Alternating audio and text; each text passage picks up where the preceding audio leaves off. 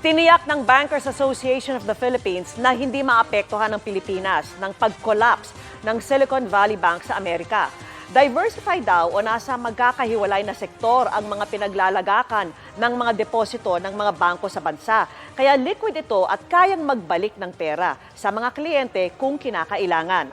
Mataas din daw ang nakakamit na capital at liquidity ratios ng mga bangko sa bansa, lalampas pa raw sa mga requirement ng Bangko Sentral ng Pilipinas.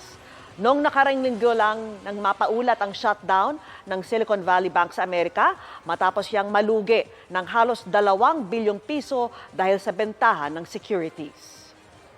Good news mga kapuso! Maaari niyong mapanood ang 24 oras at iba pa naming mga newscast sa aming YouTube channel.